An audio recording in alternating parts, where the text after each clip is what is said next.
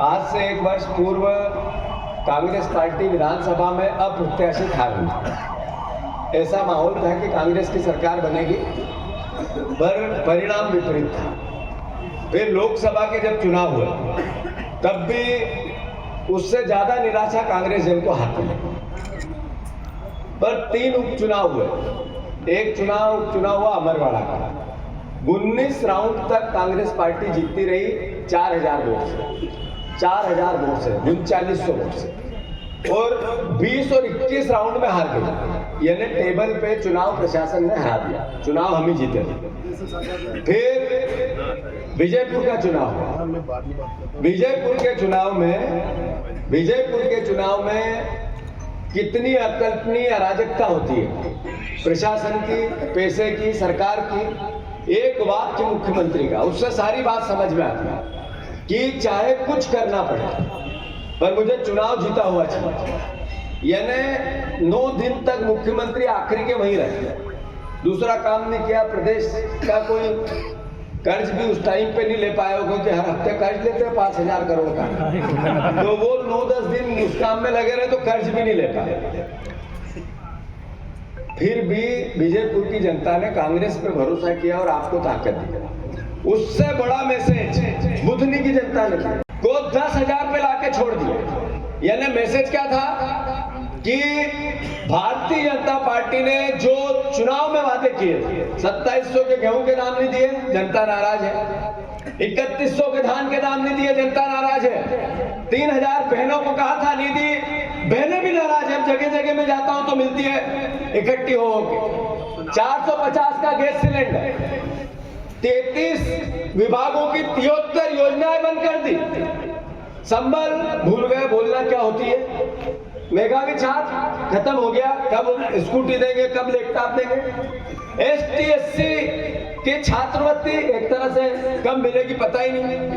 37 विभागों के कर्मचारियों की रेगुलर तनख्वाह बंद है। हर महीने जो तनख्वाह मिलती है वो नहीं मिलती, 1 साल 1, 2, 3, 4 महीने बाद मिलती है। 3 महीने से आंगनवाड़ी, आशा बहनें, इनकी 3-3 महीने लेट तनख्वाहें दे रहे हैं। मतलब आर्थिक अराजकता है। मुख्यमंत्री का एक ही काम बचा, अधिकारियों को रोज मीटिंग लेना सुबह 9 से 10, और ये काम करना 5000 करोड़ रुपया पर हफ्ते कर्जा कैसे ले। इन्होंने कहा सर 3000 करोड़ रुपए का इस हफ्ते इंतजाम हो रहा। मोहन यादव नाराज हो, क्या मेरी बेइज्जती करोगे? 3000 करोड़ रुपए देके 5 से कम लेना मत। मतलब हर महीने, हर हफ्ते 5000 करोड़ चाहिए। 5 लाख करोड़ के कर्ज की ओर है प्रदेश। फिर रिजर्व बैंक ने उनको अभी रोक दिया। भैया 1 मिनट, बहुत अच्छी बात बोल रहा हूँ। रिजर्व बैंक ने रोक दिया मोहन यादव जी। सरकार को कह दिया अब आपकी औकात नहीं बची, लिमिट नहीं बची कि आपको कर्ज मिले। आपको अब कर्ज दिए तो केंद्र में जाना पड़ेगा नरेंद्र मोदी जी के पास, कर्ज की सीमा बढ़ानी पड़ेगी जो बजट आए हुए के हिसाब से। वहां गए मोहन यादव जी, तो वहां देखा यहाँ 5 लाख करोड़ का कर्ज, वहां देखा तो 2,61 लाख करोड़ के कर्ज में देश की सरकार। ये उनके बाद काका जी निकल गए मोहन यादव के। अब आप रुपया चला गया 87-88। ये हालात आर्थिक देश के अर्थव्यवस्था चरमरा रही है। 1000 रुपए का कर्ज है। आपका बेटा, पोता, नाती सब पे 70,000 का कर्ज है। पत्रकार है, इनके सब परिवार वालों पे एक तरफ था काला धन आएगा और 15-15 लाख मिलेंगे, तो 15-15 लाख के हिसाब से 5 जनों ने 15 दिया, 45, 15 जो 60, 15 पंजे 75, एक ने जोड़ लिए थे। कुणाल चौधरी बताते रहते, उल्टा हो गया। अब एक पे 70,000 का कर्ज है, 5 है तो 7 पंजे 35, 3,50,000 का पर घर खर्च कर दिया। ये याद रखो, ये कांग्रेस को जबान आनी चाहिए बात करते वक्त। साथियों, जब विजयपुर की, बुधनी की और अमरवाड़ा की जनता ने इनको तो सबक सिखाया, लगाम लगाई, हमें भी मैसेज दिया कांग्रेसियों को, सड़क पे रहो। जब लोकसभा के चुनाव हारे अद्भुत निराशा थी। जो कम कलेजे के लोग थे भगदड़ मच गई, भागने लगे। अब उनको क्या पता था कि कांग्रेस इतनी जड़ों में घुसी है कि जैसे ही पानी और हवा मिलेगी फिर लहराने लगेगी। पूरे प्रदेश में कांग्रेस के कार्य कार्यकर्ता निकलने लगे, ताकत से लड़ने लगे, कोई डरते ही नहीं है। इसके प्रशासन की हठधर्मिता बंद हो गई। पुलिस वालों का काम सिर्फ कांग्रेसियों को डराने का बचा था, धीरे धीरे वो भी अब सोच समझ रहे हैं क्या करें। यानी ये कहा अवैध शराब नहीं बिकेगी, अवैध बिकेगी, यही बोला।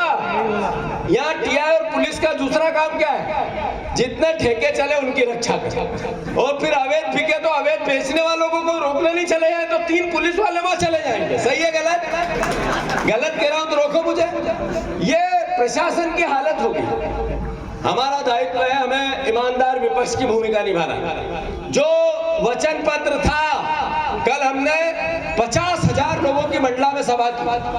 एक सभा थी, उसका नाम था किसान अधिकार यात्रा। ये यात्रा पूरे मध्य प्रदेश की हर विधानसभा में चलेगी। अभी अगले 2 महीने बाद हम किसानों के हक और अधिकार की लड़ाई लड़ेंगे। हमें इसके लिए कांग्रेस को मजबूत करना पड़ेगा। मैं अभी थोड़े दिन पहले भी आया था यूथ कांग्रेस के कार्यक्रम में, तब भी मैंने कहा था बार बार आना होता है। यहाँ तो ऐसा जैसे परिवार ही हो गया हमारा, राव और इंदौर, और आप लोगों का कोई रिश्ता ऐसा जैसे सगे भाइयों का है। एक ही बच्चा है। एसपी का काम भी उसके साथ ही एक ही है कि जहाँ जुए सट्टे चल रहे हो उनकी रक्षा करो, कुछ गड़बड़ नहीं होना चाहिए। होता है कि नहीं होता है भैया? होता है कि नहीं होता है? दूसरा काम क्या है? अभी मोहन यादव जी ने कहा, बताओ एमपी भी मैं बहनों को कहा कि 3,000 देंगे, दे दिए 1250। अब धीरे धीरे वो भी बंद होने वाले। लिख लो आप पूरे कागज। 51,000 की विवाह योजना बंद कर। नहीं, ये अब ये कह रहे हैं 40 नाम एक गांव से काट दिए। मेरे को पूरे प्रदेश का किस्सा मालूम है। पिछले महीने 3 लाख बहनों के नाम काट दिए। पूछा क्यों काट दिए? कि ये 60 साल से ऊपर हो गई। मतलब क्या स्थिति है? 60 साल से ऊपर अगर बुजुर्ग हो जाए तो ये संस्कार है इनके। यही है काका, गलत तो नहीं की हो? अभी एक अब यही संस्कार है।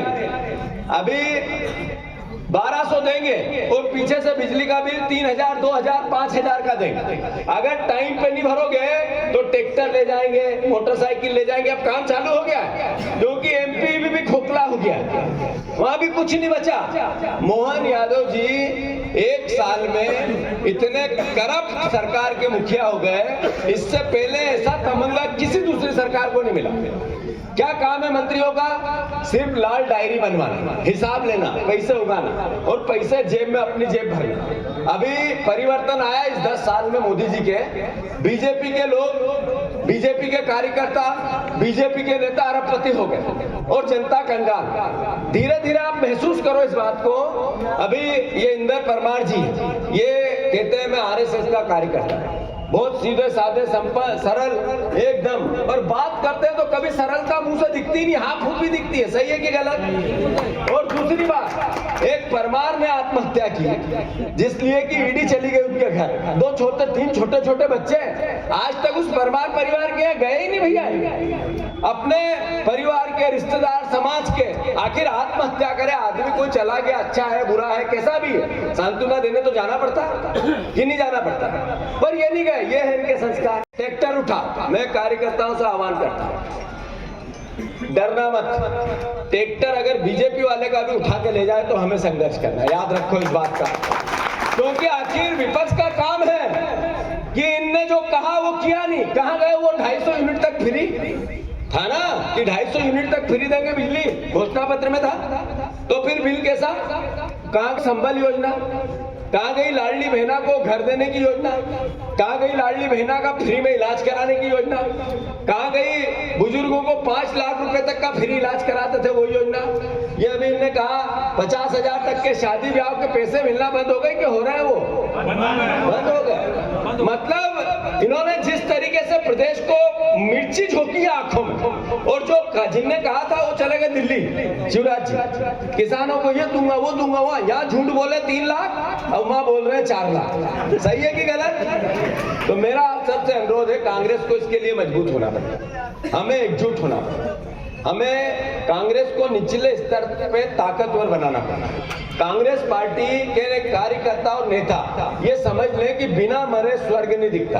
हमें पंचायत कांग्रेस कमेटी का गठन करना है उसमें 25 पंचायतों में 25 कमेटी के सदस्य बनाना, पंचायत में ST, SC, OBC, youth Congress, NSUI, महिला कांग्रेस सबका गठन करना है। ऐसे ही वार्ड जितने भी होते हैं नगरों में, वहाँ मोहल्ला कमेटियां बनाना। ये निचले स्तर पर संगठन का स्ट्रेंथन है। उसके बाद वैचारिक रूप से कांग्रेस के कार्यकर्ताओं को मजबूत करना। एक बीजेपी का कार्यकर्ता होटले पे बैठता है, इतने झूठ बोलता है कि रवा तवा कर देता है। सही है कि गलत? और कोई मुद्दा यहाँ का नहीं मिले, यहाँ का शाजापुर सुजालपुर का नहीं मिले, कोई मध्य प्रदेश का नहीं मिले, तो अफगानिस्तान पाकिस्तान को लेके आ जाता है। सही है गलत? मैं गलत तो नहीं कह रहा हूँ? तो आखिर इनसे मुकाबला करने के लिए हमें और सुदृढ़ और ताकतवर मानसिक रूप से होना पड़ेगा। मैं आप सबसे आग्रह करता हूँ, भारतवर्ष की मूल परंपरा है